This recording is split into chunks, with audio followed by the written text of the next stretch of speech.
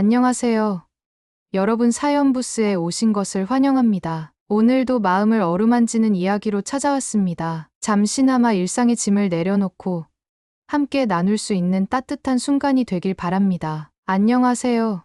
사연 부스님. 저는 올해로 50이 훌쩍 넘은 평생을 평범하게 살아왔다고 생각했던 사람입니다. 이 사연을 쓰는 순간에도 손이 떨리고 가슴 한편이 먹먹해지지만 용기를 내서 제 이야기를 꺼내보려 합니다. 저희 가족 이야기는 정말 어디서도 쉽게 듣기 힘든 막장 같은 내용이지만 어떻게 보면 또 한국의 수많은 평범한 가정에서 겪을 법한 비밀과 갈등이 뒤엉켜 있는지도 모르겠습니다. 그리고 많은 우여곡절 끝에 결국은 서로를 이해하게 된 나름대로의 해피엔딩으로 마무리된 제 인생사를 들어주시면 감사하겠습니다. 먼저 저는 서울 외곽 변두리에서 나고 자랐습니다. 1970년대 후반, 동네는 아직 개발이 덜 된 곳이 많았고 아이들은 골목에서 뛰어놀며 서로의 집을 제 집처럼 드나드는 것이 자연스러웠습니다. 아버지는 당시 교편 생활을 하셨고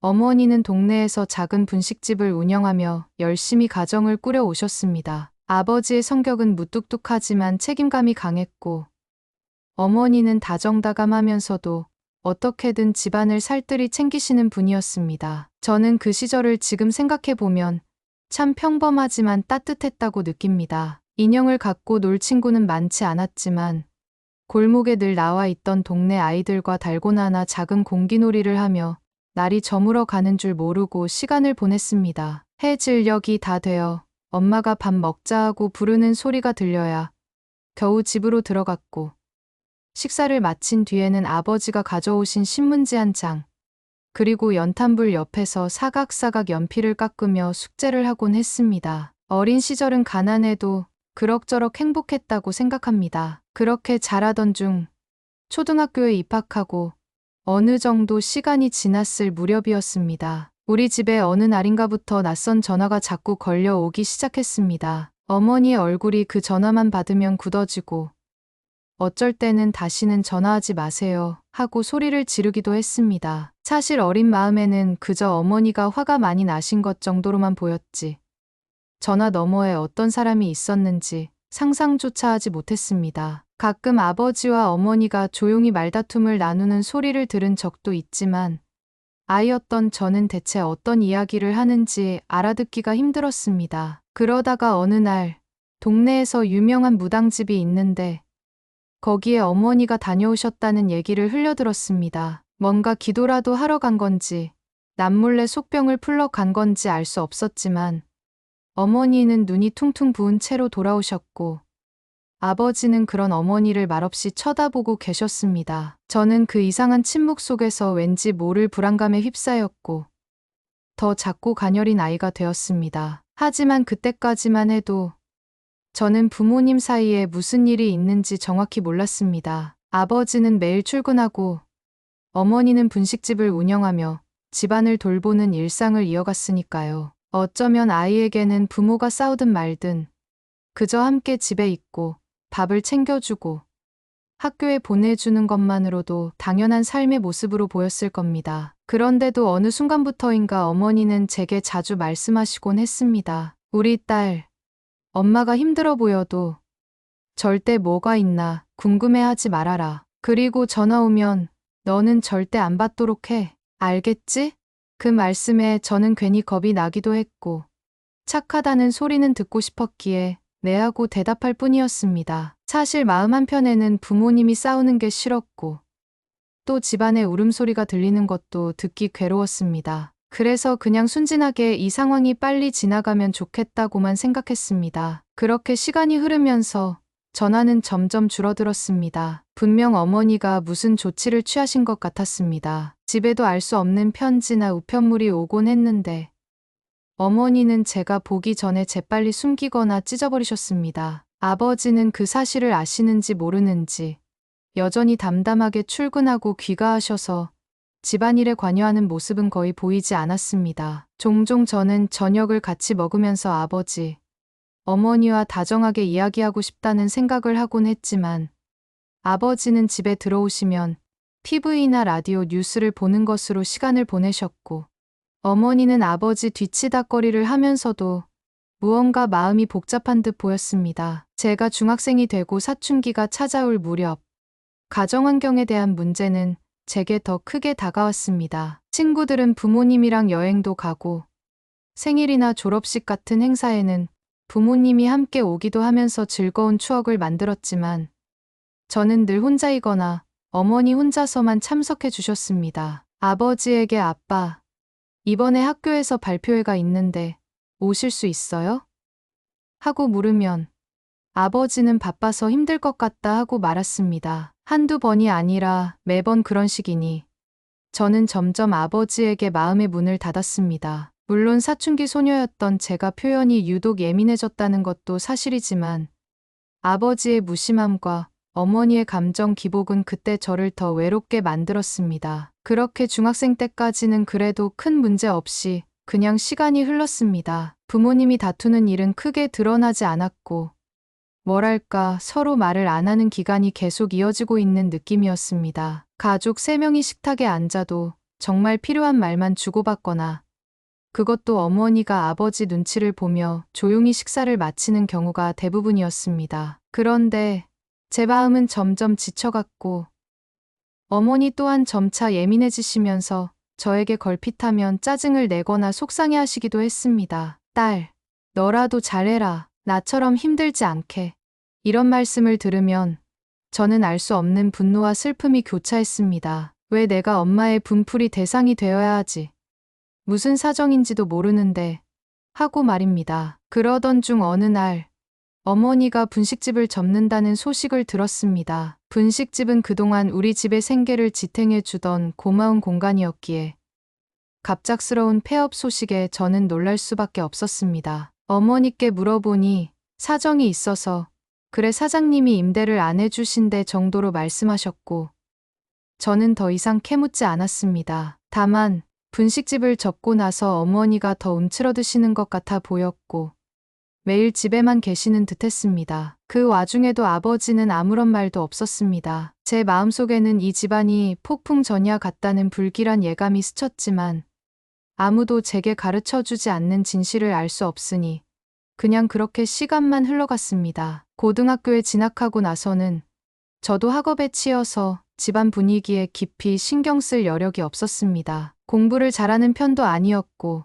또 집이 넉넉하지 않다 보니 용돈도 부족했습니다. 주말에는 친구들과 편의점 아르바이트를 하면서 용돈을 벌었고 방학에는 학원이나 과외를 받는 대신 더 많은 시간을 아르바이트로 보냈습니다. 어머니는 제가 바쁘니 오히려 잘 됐다고 생각하셨는지 서로 대화를 나누는 일도 드물었습니다. 마치 이 집안에는 서로가 서로를 피하거나 혹은 무관심하게 바라보는 감정만이 남아 있었던 것 같습니다. 하지만 제 기억 속에 강렬하게 남은 사건이 하나 있었습니다. 어느 겨울 눈이 펑펑 내리던 날 밤이었는데 그날도 저는 편의점에서 일하고 있었습니다. 보통 10시쯤이면 교대가 이루어지고 저는 다 끝나고 집으로 돌아오곤 했는데 그날은 교대할 알바생이 아파서 나오지 못한다는 바람에 밤 12시까지 혼자 일하게 되었습니다. 새벽 1시 가까이 되어 집에 돌아가려는데 길이 너무 미끄럽고 택시도 잘 잡히지 않았습니다. 그래서 집까지 걸어가기로 마음먹었죠. 머리가 하얗게 될 정도로 눈이 쏟아지는데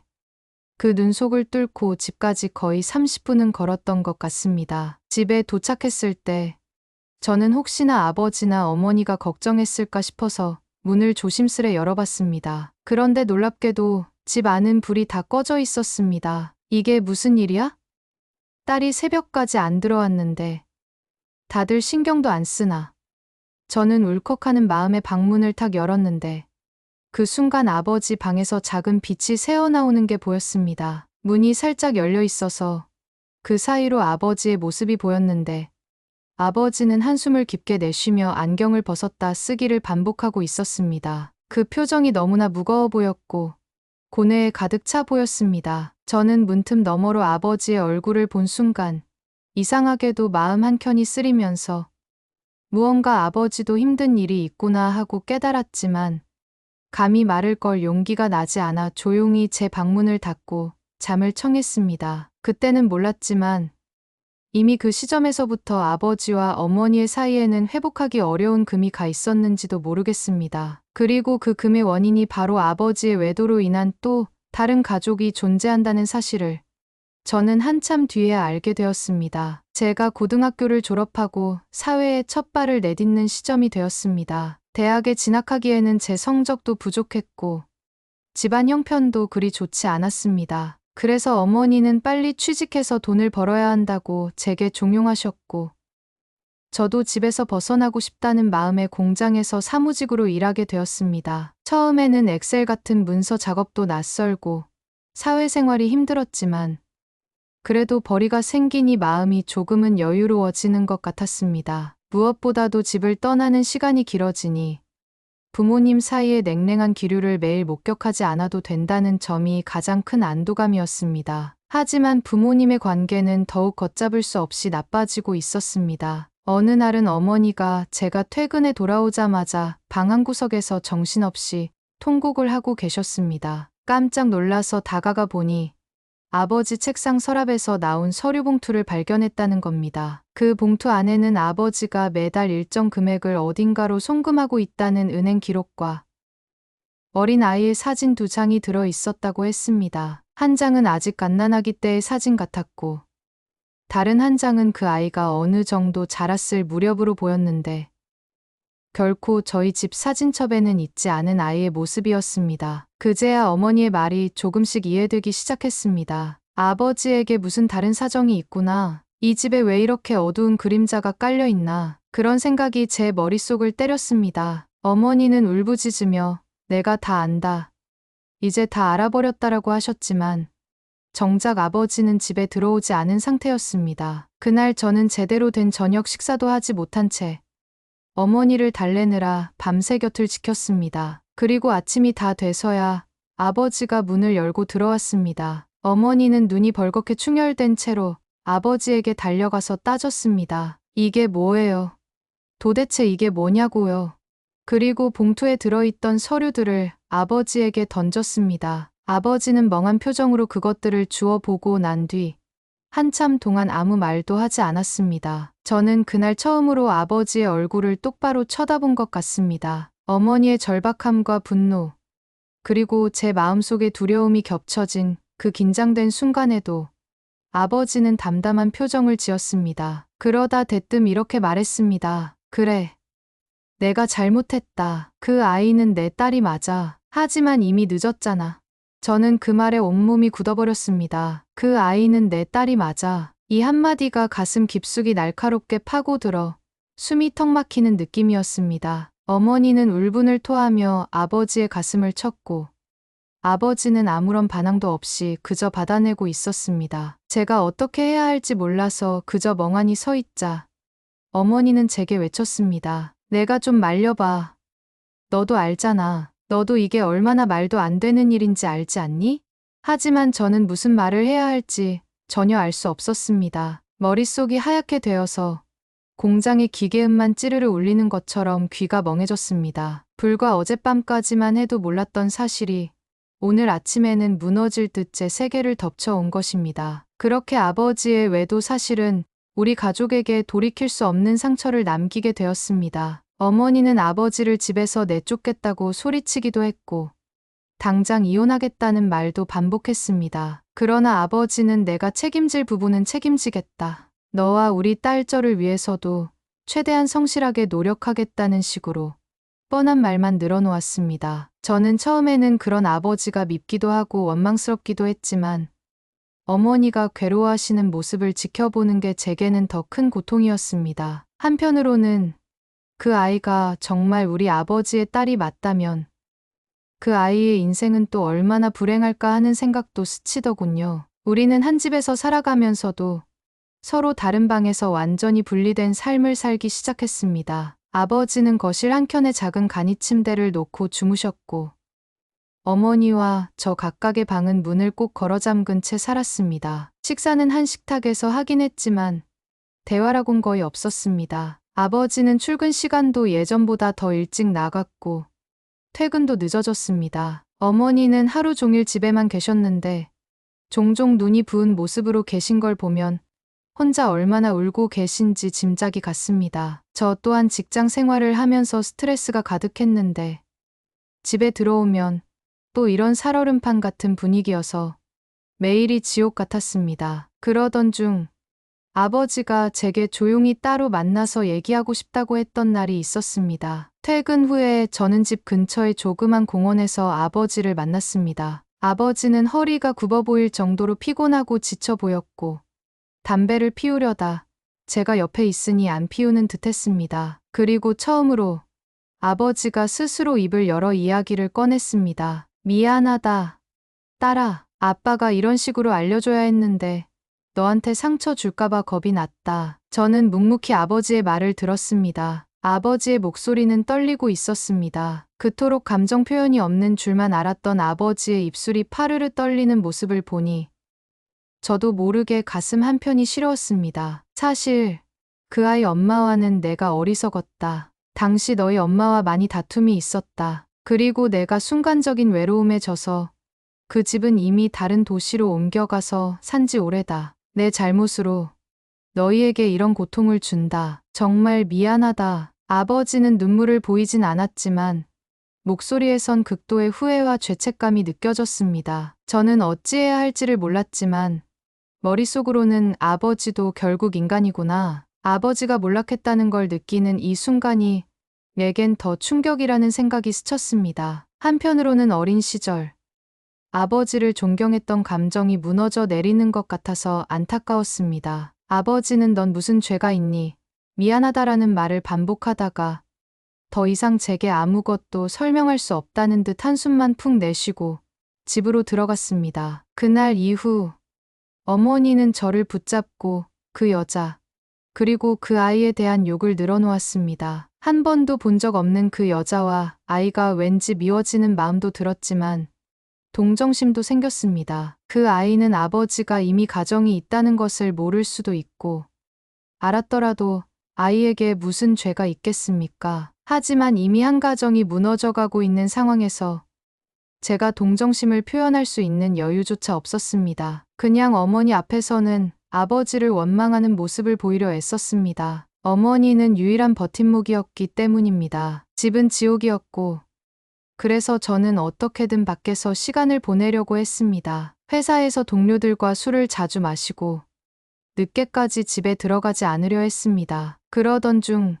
저에게 관심을 보이는 한 남자를 만났는데 그는 자상하고 말도 잘 통하는 편이었습니다. 처음에는 이 남자에게 기대며 집안 문제를 다 잊고 싶었는데 어느 순간부터 결혼이라는 현실적인 문제와 맞닥뜨려야 했습니다. 도대체 우리 집의 이 상황을 설명해야 하나?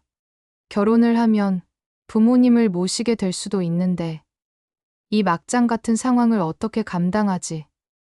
하는 고민이었습니다. 당시 어머니는 반쯤 정신이 나간 사람처럼 계셨습니다. 아버지와는 거의 대화가 없는 상태였고 아버지도 집에 들어오면 침묵으로 일관했습니다. 제가 결혼을 생각한다고 조심스레 꺼냈을 때 어머니는 오히려 기뻐하실 줄 알았는데 그렇지 않았습니다. 내 인생은 내가 알아서 해. 엄마가 뭘 신경 쓸 처지가 아니다라고만 말하셨습니다. 아버지는 그래. 결혼은 축하한다. 남자 부모님께는 내가 찾아가서 인사드릴게라고 했는데 제가 본능적으로 그러지 않아도 된다고 막았습니다. 이미 저희 가정 사정을 다 알리고 싶지도 않았고 아버지가 남자 쪽 부모님 앞에 서는 것 자체가 저는 너무나 부끄럽게 느껴졌기 때문입니다. 하지만 결혼을 준비하면서 자연스럽게 남자 쪽 가족과도 자주 만나게 되었고 그분들은 제게 이런저런 질문을 하셨습니다. 부모님은 무슨 일을 하시나요? 형제는 없나요? 대답이 궁색해질 수밖에 없었습니다. 어쩔 수 없이 아버지는 교편을 하시다가 현재는 퇴직하시고 어머니는 한동안 장사를 하셨지만 지금은 쉬고 계신다고만 둘러댔습니다. 형제는 없다고 말했는데 왠지 모르게 목에 가시가 걸린 듯 찜찜했습니다. 알고 보니 제게는 이복 동생이 있었으니까요. 결혼식은 소규모로 진행했고 아버지와 어머니는 마치 남남처럼 식장 한 구석에 앉아 있었습니다. 사람들은 보통 부모님이 함께 혼주석에 앉아 신랑 신부를 축복해 주는 모습을 상상하지만 저희 집은 그러지 못했습니다. 다행히 남편 쪽 가족들이 시골에 계셔서 결혼식에 크게 관여하지 않으셨고 의문을 품지도 않으셨습니다. 저와 남편은 식을 빨리 마치고 그대로 신혼여행지로 떠났습니다. 그리고 저는 이제 새로운 인생이 시작되겠지라고 생각했지만 세상은 그렇게 호락호락하지 않았습니다. 결혼하고 얼마 되지 않아 어머니가 쓰러지셨습니다. 스트레스로 인한 위궤양이 심해져 입원하신 것입니다. 저는 남편과 상의 후에 어머니를 저희 집에 모시고 와서 간호해드리기로 했습니다. 하지만 남편은 크게 반대하지 않았지만 본심은 썩 달가워 보이지도 않았습니다. 더구나 아버지가 집에 찾아오시는 일도 종종 있었는데 어머니와는 얼굴도 마주치기 싫어하니 아버지가 왔다 가면 어머니는 히스테리를 부리고 저는 그 중간에서 속이 타들어갔습니다. 이 상황에서 제가 남편과 자주 다툼이 생기는 것은 어찌 보면 당연했습니다. 남편은 당신 부모님 문제에 내가 왜 휘말려야 하냐며 화를 냈고 저는 그래도 어쩌겠어.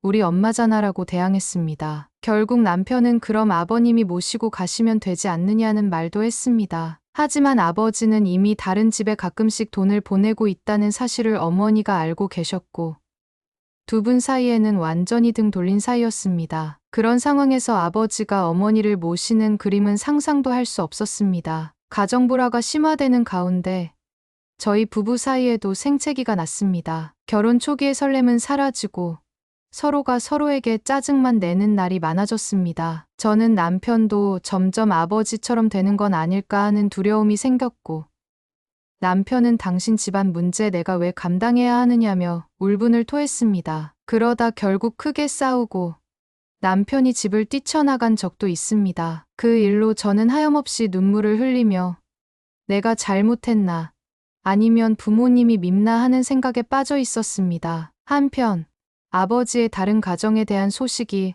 어머니 귀에 들어오게 되었습니다. 이미 알고는 있었지만 아버지가 가끔씩 그 아이의 양육비를 더 늘려주고 있다는 사실이었습니다. 그 이야기를 어디서 들었는지는 모르겠지만 어머니는 밤새 분노를 가라앉히지 못하셨습니다. 그리고 그 다음날 아침 느닷없이 어머니가 집에서 사라졌습니다. 전날까지 집에 계시던 분이 남긴 메모 하나 없이 사라진 것입니다. 남편도 출근하고 저도 출근 준비 중이었는데 어머니 방을 열어보니 방은 텅 비어 있었고 이불도 정리되어 있었습니다. 너무 당황해서 휴대폰으로 전화를 걸었지만 어머니는 받지 않으셨습니다. 저는 고민 끝에 아버지에게 전화를 걸었습니다. 어머니가 안 계신다. 연락받은 거 있어요? 라고 물었지만 아버지도 모르는 듯 했습니다. 당장 미칠 것 같았습니다. 이번 치료가 필요한 상태였는데 갑자기 사라지면 몸도 위험할 수 있으니 혹시 무슨 극단적인 선택을 하신 것은 아닌지 제 가슴은 쿵쾅거렸습니다. 남편도 급히 연락을 받고 집으로 돌아왔고 저희는 어머니가 갈 만한 곳을 찾아 나섰습니다. 그런데 어머니는 동네 한 공원 벤치에서 그냥 멍하니 앉아 있었습니다. 그것도 얇은 옷을 입은 채로요. 하필 그날은 봄비가 부슬부슬 내리는 날이었는데 어머니는 그 비 속에서 이미 머리와 어깨가 젖어 있었습니다. 엄마, 뭐 하는 거야? 몸도 안 좋은데. 제가 소리를 지르자 어머니는 고개를 푹 숙인 채 미안하다. 근데 정말 이제 어떻게 살아야 할지 모르겠다.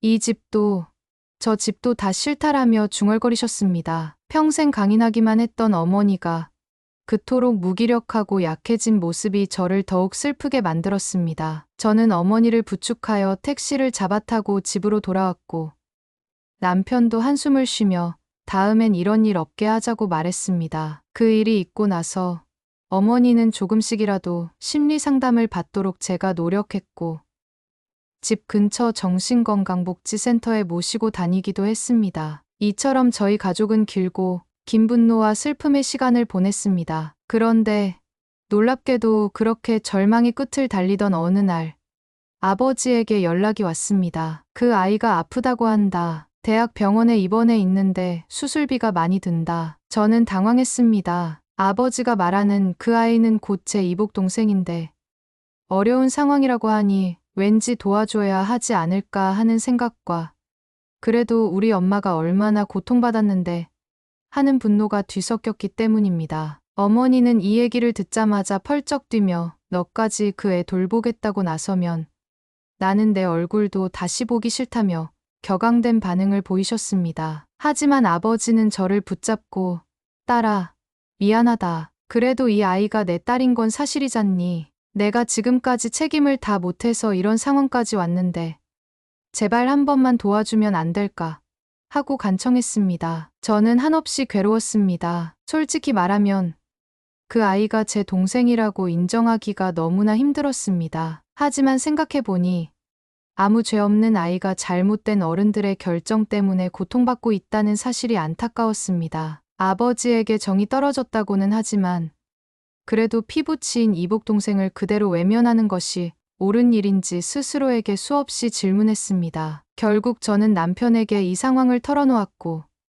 남편은 처음에는 당황했지만 의외로 그 아이 잘못은 아니잖아. 힘들더라도 잘 생각해봐라고 조언을 해주었습니다. 남편의 말에 저는 마음이 좀 편해졌고 며칠을 고민 끝에 아버지와 함께 그 동생이 입원한 병원으로 가보기로 했습니다. 아버지 차를 타고 병원에 가면서 저는 차마 어머니에게 알리지 못했습니다. 어머니가 알면 당장 저를 절연하겠다며 난리가 날 것이 뻔했기 때문입니다. 병원에 도착했을 때 저는 떨리는 마음으로 병실 문을 열어보았습니다. 그 안에는 저보다 몇 살 어린 여자아이가 창백한 얼굴로 누워 있었습니다. 길고 검은 머리카락이 인상적이었고 눈빛은 두려움이 가득해 보였습니다. 옆에 앉아있던 간병인으로 보이는 사람이 아버님 오셨습니까? 하고 말했을 때 저는 등골이 오싹해지는 느낌이 들었습니다. 그 아이는 아버지를 보고도 크게 반가워하는 기색이 없었고 오히려 낯선 저를 계속해서 쳐다보았습니다. 아버지가 조용히 아이에게 말했습니다. 아빠가 도와줄 테니까 걱정 말고 치료 잘 받거라. 하지만 그 말에 아이는 늦었어요. 이제 와서 아빠라니 하며 씁쓸한 표정을 지었습니다. 저는 순간적으로 마음이 아팠습니다. 아버지도 아이에게 평생 상처를 줬을 것이고 아이 또한 아버지를 제대로 만나지 못하고 자랐을 테니 서로가 서로를 어색해하는 것이 당연하리라 생각했습니다. 저는 간신히 용기를 내어 작은 목소리로 안녕하고 인사를 했지만 아이는 저를 누군데? 하는 표정으로 바라보았습니다. 아버지는 이쪽은 내 언니라고 조심스레 소개했지만 그 아이는 쓴웃음을 지으며 눈을 감아버렸습니다. 그 병실에서 나온 뒤 아버지는 복도에서 애써 담담한 척하며 말했습니다. 수술비가 꽤 든다. 내가 지금까지 모아둔 돈도 있고 어머니 쪽아이 엄마에서도 조금 준비는 했는데 많이 부족하더라. 나도 대출을 알아보고 있는데 쉽지가 않구나. 저는 가슴이 저려왔습니다. 저도 여유 있는 형편이 아니었지만 이 아이가 정말 수술을 받지 못해 목숨이 위험해진다면 나중에 평생 죄책감이 남을 것 같았습니다. 그래서 남편과 의논 후에 제가 조금이라도 보태주겠다고 결정했습니다. 물론 어머니에게는 비밀로 해야 했습니다. 그렇게 동생의 수술비를 위해 조금씩 돈을 모아 전달하게 되었고 아이는 2번의 큰 수술을 받아야 했습니다. 그 과정에서 아이와는 서서히 대화를 할 기회가 생겼습니다. 병원에서 침대에 누워 무기력해 있는 아이 곁을 아버지 혼자 지키기는 힘들어 보였고 어쩔 수 없이 제가 교대해주기도 했습니다. 처음에는 서로 말 한마디 없었지만 간호사분이 보호자분, 환자분 물 좀 챙겨드려야 할 것 같아요 라고 해서 제가 물을 건네주거나 약을 대신 받아오는 일을 하다 보니 조금씩 눈을 맞추게 되었습니다. 아이의 이름은 은주 가명이었습니다. 저는 조심스럽게 은주야, 혹시 필요한 것 있으면 말해줘. 내가 도와줄게 하고 말했는데 은주는 저를 빤히 쳐다보며 작은 목소리로 언니라고 부르길 원하는 거예요? 라고 물었습니다. 그 질문에 저는 뭐라 대답해야 할지 몰라서 얼버무렸습니다. 사실 전 아직도 은주를 동생이라고 부르는 게 낯설었고 은주 또한 저를 언니로 인정하고 싶지 않을 것 같았기 때문입니다. 하지만 결국 제가 조심스레 아직은 어색하겠지만 그래도 우리는 가족이잖아. 너도 마음이 괴롭겠지. 미안해라고 말하자 은주는 눈물을 글썽거리며 다 내 잘못인 것 같아요 라고 했습니다. 저는 깜짝 놀라서 아니야. 내 잘못은 아무것도 없어라고 했습니다. 그렇게 병실에서 작지만 진솔한 대화를 나누면서 저는 은주가 어린 나이부터 혼자 엄마와 살아오며 마음의 상처가 깊었다는 사실을 알게 되었습니다. 아버지는 가끔씩만 찾아왔고 돈을 보내주긴 했지만 아이에게는 정서적인 안정이나 행복감을 줄 수 있는 존재가 되지 못했습니다. 은주는 이미 중학생 무렵부터 아버지에 대한 원망이 쌓였다고 했습니다. 어머니는 자신의 삶이 힘들다고 하소연하곤 했고, 은주는 자신 때문에 엄마가 더 힘든 것이 아닌지 죄책감을 품었고, 동시에 아버지에 대한 분노와 그리움이 뒤섞여 혼란스러워했다고 합니다. 그 이야기를 들으니 문득 제 어린 시절이 떠올랐습니다. 저 또한 부모님의 불화를 지켜보면서 내가 뭘 잘못했기에 이런 분위기 속에서 자라야 하나 하고 생각했으니까요. 아이가 다르긴 하지만 은주 또한 비슷한 감정을 느꼈을 것 같아 마음이 아팠습니다. 아이는 수술 전날 밤 저에게 한 가지 부탁을 했습니다.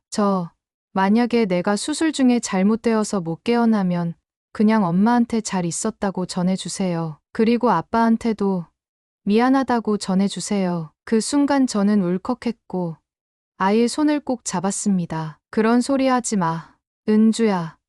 수술 잘 될 거야. 분명 괜찮을 거야 라고 말하면서 속으로는 부디 이 아이가 무사히 회복했으면 좋겠다고 간절히 바랐습니다. 다행히 은주의 수술은 성공적이었고 재활치료 기간도 길었지만 조금씩 호전되는 모습이 보였습니다. 아이가 조금씩 걷기 훈련을 하고 영양을 회복하면서 얼굴에 생기가 도는 걸 보니 저 또한 안도감이 들었습니다. 무엇보다도 그 아이가 저를 경계하고 거부하던 초반과 달리 시간이 흐르면서 마음의 문을 조금씩 열기 시작했습니다. 아버지도 병실에 자주 찾아오면서 미안함을 표현했고 은주는 여전히 아빠를 쉽게 용서하기는 어렵다고 했지만 그래도 그저 묵묵히 한 발짝씩 다가오는 아버지를 완전히 막지는 않았습니다. 아이의 치료가 어느 정도 마무리될 즈음 저는 남편에게 모든 사실을 털어놓았습니다. 아버지가 다른 가정이 있었고 그 아이가 내 동생이야. 그리고 내가 도왔어. 엄마한테는 얘기하지 못했어. 남편은 잠시 충격을 받은 표정이었지만 오히려 그래. 당신이 결국 결정한 일이면 나는 존중할게. 근데 어머니 문제는 어떡하려고? 라고 물었습니다. 저는 그 부분이 가장 두려웠습니다. 어머니가 이 사실을 알면 아마 저를 가만두지 않을 것입니다. 하지만 마음 한구석에선 나중에라도 알면 배신감이 더 클 텐데 차라리 지금 정면으로 맞서서 얘기하자는 생각이 들었습니다. 그래서 어느 날 어머니를 차분히 모시고 제가 지금까지 있었던 일들을 솔직히 말씀드렸습니다. 엄마, 나 사실 은주 수술비를 조금 도와줬어. 미안해. 근데 아이가 정말 안 좋았고 그냥 못 본 척하기가 힘들었어. 어머니는 처음에는 뭐라고? 하고 귀를 의심하는 듯했지만 점차 상황을 이해하자 격분하기 시작했습니다. 내가 어떻게 그럴 수 있어? 내 가슴이 몇 번이나 찢어졌는데 내가 나한테 이럴 수 있어 라며 제 뺨을 때리려고까지 했습니다. 저는 아버지가 아닌 제가 어머니의 분노를 온몸으로 받는 순간 한없이 서럽게 울었습니다. 그래도 어머니 입장에서야 충분히 그럴 수 있다고 생각했지만 그래도 저도 제 나름대로 최선을 다하려던 마음이었기에 억울함도 들었습니다. 한동안 집안은 다시 폭풍이 몰아치듯 혼란스러웠습니다. 하지만 제가 단호하게 말했습니다. 엄마, 나도 엄마 마음 알아. 근데 그 아이 잘못은 없잖아. 아빠가 잘못했고 엄마도 지금까지 너무 힘들었지. 근데 어쩌겠어. 이미 벌어진 일이야. 우리 어떻게든 정리를 해야 되지 않겠어. 제 울음 섞인 호소에 어머니는 한참 동안 아무 말 없이 울기만 하셨습니다. 그러다 며칠 후 어머니가 저에게 작은 목소리로 이야기했습니다. 그래. 나도 힘들어도 결국 이렇게 된 이상 어디선가 분명히 마주칠 수도 있겠지. 그 아이가 살아있다는 사실 자체가 너무 견디기 힘들었는데 내가 말한 대로 그 애는 무슨 죄가 있겠니. 그렇게 어머니도 조금씩 마음의 문을 열기 시작하셨습니다. 비록 여전히 아버지를 용서하기는 어렵다고 하셨지만 그래도 은주에 대해서만큼은 더 이상 욕하지 않았습니다. 그리고 어머니가 마음을 다잡고 작은 식당을 다시 열기로 결심하셨습니다. 예전에는 분식집이었지만 이번에는 따뜻한 국밥이나 전골 같은 메뉴를 파는 가정식 식당이었습니다. 저는 남편과 함께 자금을 조금 보태드렸고, 다행히 주변 사람들의 도움으로 식당이 어느 정도 자리를 잡았습니다. 저는 어머니가 바쁘게 일하는 모습을 보니 조금 안도되었고, 어머니가 그래, 일하면서 있는 게 나아라고 하셨을 때, 어머니가 정말 재기하시는구나라는 생각이 들어 기뻤습니다. 그 무렵, 저는 은주가 어느 정도 회복되어 집으로 돌아간다는 소식을 아버지를 통해 들었습니다. 아이 엄마와 함께 지내야 하겠지만 앞으로 재활치료를 계속 받아야 하는 상황이었습니다. 아버지는 아이와 엄마를 위해 더 적극적으로 지원해주겠다고 했고, 그만큼 어머니와의 관계는 완전히 정리되는 건가 싶었습니다. 그런데 아버지는 어머니에게 미안하다. 그래도 살 날이 많이 남지 않은 나이인데 너희한테 상처만 남기고라는 메시지를 전해왔고, 어머니는 이를 보고 한참 울컥했다고 합니다. 저는 이 두 분이 과연 평생 원수처럼 지내야만 하는지 아니면 최소한 갈등을 매듭지을 수 있는 시간이 올지 궁금했습니다. 시간은 또 흘렀고 저도 남편과 여러 갈등을 겪으면서도 어떻게든 결혼 생활을 이어가고 있었습니다. 어머니 식당은 꾸준히 자리가 잡혀 단골 손님도 생겼고, 아버지는 교편에서 정년을 했으니 연금과 퇴직금을 바탕으로 은주의 생계를 도와주고 있는 듯했습니다. 저는 이따금 은주에게 문자를 보내보았지만 아이는 아직은 마음의 준비가 되지 않았는지 짧게만 답장을 보냈습니다. 그래도 조금씩 예전보다는 나아진 느낌이었습니다. 어머니가 식당에서 일하시다 보니 건강도 점차 좋아지셨고, 남편과도 조금씩 왕래가 생기면서 우리 가족은 아주 조금씩이지만 대화의 물꼬를 틀 수 있었습니다. 특히 어머니와 아버지가 완전히 갈라서거나 이혼을 하지 않은 상태였기에 어쩌면 나중에라도 두 분이 화해하지 않을까 하는 막연한 기대를 갖기도 했습니다. 사실 어머니는 재혼이나 독립적인 삶에 대한 생각을 완전히 포기하신 듯 보였고, 아버지도 무슨 낯으로 돌아오겠냐며 주저하는 모습이었습니다. 그런데 어느 날 은주가 저에게 연락을 해왔습니다. 언니, 나 이제 어느 정도 회복해서 밖에 나갈 수 있는데 혹시 만날 수 있어요? 저는 깜짝 놀랐습니다. 그 아이가 먼저 만나자고 할 줄은 몰랐습니다. 당연히 좋아. 만나자. 시간은 언제가 좋겠니? 라고 물었더니 은주는 주말에 서울 시내 커피숍에서 보자고 했습니다. 그날 저는 마음이 매우 떨렸습니다. 은주가 나를 만나서 무슨 말을 하고 싶은 걸까? 혹시 아버지에 대한 원망을 쏟아내려는 건 아닐까? 하고 긴장했습니다. 정해진 날, 저는 약속 장소에 먼저 도착해서 은주를 기다렸습니다. 그리고 잠시 후, 은주가 문을 열고 들어왔습니다. 생각보다 건강이 조금 더 좋아 보여서 안도했지만, 여전히 조금 야윈 모습이었습니다. 저는 반갑게 손을 흔들었고, 은주는 약간 쑥스러운 표정으로 제 맞은편에 앉았습니다. 처음에는 서로 어색해서 괜한 날씨 얘기만 하다가 은주가 조심스럽게 입을 열었습니다. 언니 아니, 그냥 언니라고 부를게요. 왜냐하면 언니가 나한테 먼저 손 내밀어 줬으니까. 아빠는 솔직히 아직 내가 받아들이기가 힘들어요. 그래도 언니는 병원에서 나 챙겨줬고 수술비도 도와줬잖아요. 고마워요. 그래서 언니 얼굴 보고 제대로 감사 인사하고 싶었어요. 그 순간 저는 왈칵 눈물이 날 뻔했습니다. 그래도 여기서 울면 아이가 부담스러워할까봐 애써 미소로 대답했습니다.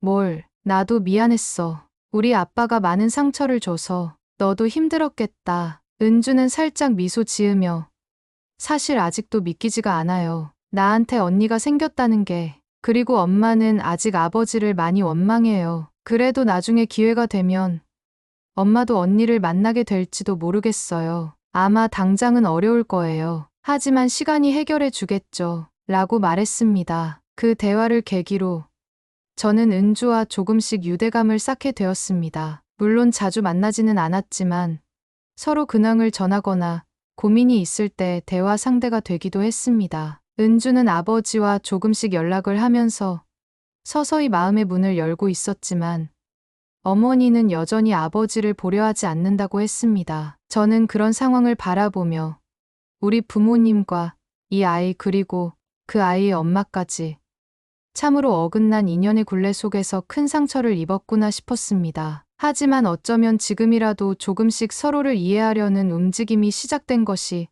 다행일지도 모르겠다는 생각도 들었습니다. 그리고 그해 겨울, 정말 믿기 힘든 일이 벌어졌습니다. 어머니의 식당에 예상치 못한 손님이 찾아온 것입니다. 바로 은주의 엄마였습니다. 식당 문을 열고 들어온 한 중년 여성을 보고 어머니는 식은땀을 흘릴 정도로 당황했고, 그 여자는 나지막한 목소리로 죄송해요.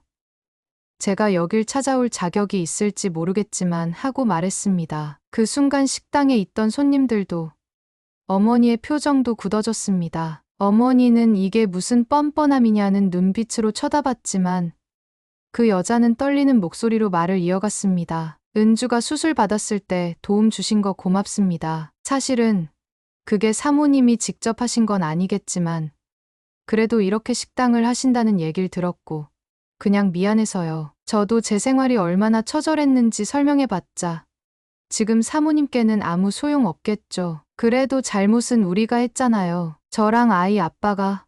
어머니는 아무 말도 하지 않고 한동안 둘 사이에는 얼음장 같은 침묵이 흘렀다고 합니다. 주변 손님들이 불안해하며 눈치를 보는 상황에서 어머니는 겨우 입을 열었습니다. 당신 대체 지금 와서 뭘 바라는 거야? 내가 당신을 이해해주길 바라?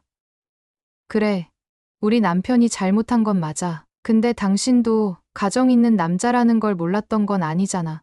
알았으면서도 만난 거잖아. 그래서 애까지 낳았고 그 사이 나는 무슨 꼴을 당했는데 왜 이제 와서 내 앞에 나타나서 이러는 건데. 어머니는 참았던 분노가 폭발한 듯 눈물을 뚝뚝 흘리면서 격렬하게 말했습니다. 그러자 그 여자도 같이 울면서 네, 다 제 잘못이에요. 하지만 정말 믿어주세요. 저도 한때는 사랑이라고 생각했어요. 그분이 가정이 있다고 말했을 때 이미 너무 빠져나올 수 없을 만큼 감정이 깊어져 있었어요. 그리고 아이가 생기고 나서는 그냥 그 아이를 지키고 싶었어요. 제가 이기적이었던 거 알지만 그땐 정말 어찌할 바를 몰랐어요. 그래서 오늘은 그냥 사과하고 싶어서 다신 안 올 테니 제 얘기만 들어주시면 감사하겠습니다라고 말했습니다. 두 사람은 식당 한편에 자리를 옮겨 손님들이 내다본 뒤에야 조금 더 이야기를 나누었다고 합니다. 저도 그 상황을 직접 목격하지는 못했지만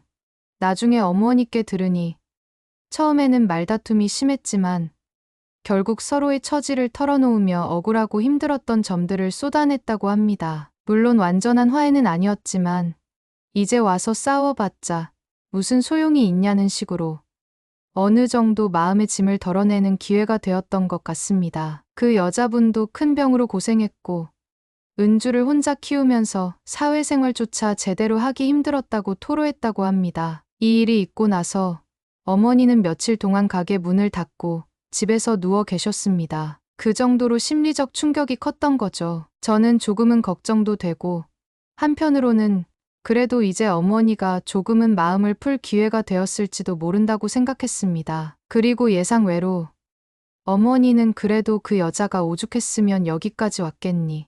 정말 미쳐 돌아가는 상황이었겠지. 나만 억울한 줄 알았는데 그 사람도 고생 많이 했구나라고 말씀하시는 겁니다. 물론 곧바로 용서하겠다는 뜻은 아니었지만 과거와 달리 상대방도 고통받았다는 사실을 인정하시는 듯 보였습니다. 얼마 후 아버지가 갑자기 몸이 안 좋아져 병원에 입원하게 되었습니다. 큰 병은 아니었지만 당뇨와 고혈압이 겹쳐서 입원 치료가 필요했습니다. 그때 어머니가 그 병원을 찾아가셨습니다. 서로 얼굴을 붉히거나 싸우는 일 없이 말없이 아버지 곁에 앉아 계셨다고 합니다. 아버지는 여긴 어쩐 일로 하고 놀랐지만 어머니는 한숨을 쉬며 그래도 내 아버지인데 어디가 아프다고 하니 그냥 가만히 있을 수는 없더라고 하셨다고 합니다. 그리고 아버지는 그 말에 울컥했는지 고개를 푹 숙이고 눈물을 훔쳤다고 합니다. 저는 이 얘기를 듣고 비록 우리 가족이 견디기 힘든 상처와 분노를 겪었지만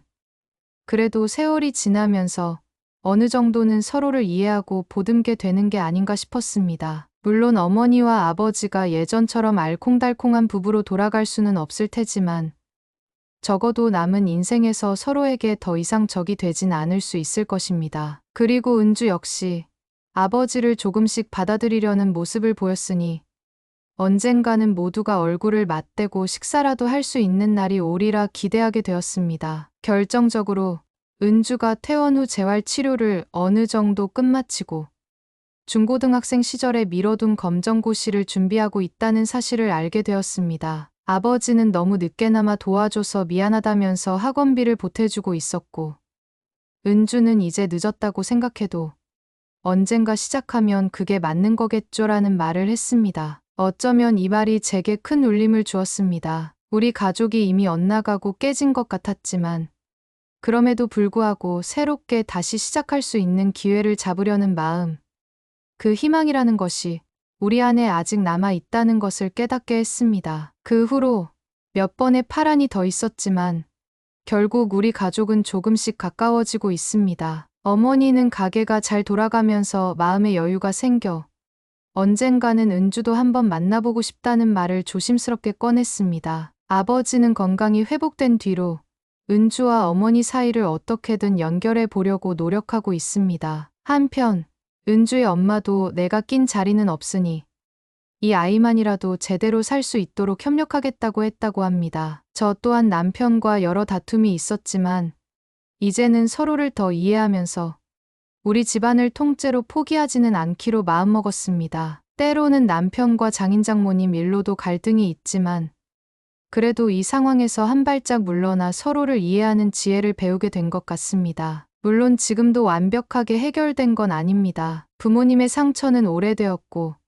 배신감 역시 쉽게 아물기 어려운 상처이기 때문입니다. 하지만 세월이 흐르다 보면 우리는 언젠가 서로를 조금 더 따뜻한 눈길로 바라볼 수 있으리라 믿습니다. 어느 한쪽이 다치면 다른 한쪽이 손을 내밀어주고 누군가 넘어지면 부축해줄 수 있는 그런 관계로 지금부터라도 천천히 회복해 가고 싶습니다. 이것이 제 가족사입니다. 어쩌면 한국의 수많은 가정에서도 비슷한 이야기가 있을 수 있겠지요. 저는 그저 이 모든 일이 이제 조금씩 정리되어 가는 지금, 비록 뒤늦은 감이 있지만 그래도 서로의 상처를 보듬고 함께 걸어갈 수 있다는 희망을 전하고 싶습니다. 우리가 기적처럼 다시 회복될 수 있다는 믿음을 포기하지 않는다면 언젠가 행복하게 웃으며 식사할 날이 오지 않을까 기대합니다. 오늘은 한 가정의 깊은 상처와 그럼에도 불구하고 피어나는 희망의 이야기를 전해드렸습니다. 외도와 배신, 끝없는 갈등 속에서도 결국 서로를 보듬어주는 가족의 모습에서 우리 모두가 가진 따뜻함을 다시금 느끼게 됩니다. 혹시 지금 마음 어딘가에 응어리가 남아 계신 분이 있으시다면 너무 늦었다고 좌절하지 마시고 용기를 내보시길 바랍니다. 인간관계는 언제라도 새로운 시작을 할 수 있고 상처를 치유할 수 있다고 믿습니다. 저는 여기서 인사를 드리지만 여러분 마음속의 위로와 따뜻함은 이어지길 바랍니다. 오늘도 함께해 주셔서 진심으로 감사드리고 다음 시간에도 감동과 공감을 나눌 수 있는 이야기를 가지고 찾아오겠습니다. 지금까지 사연부스였습니다.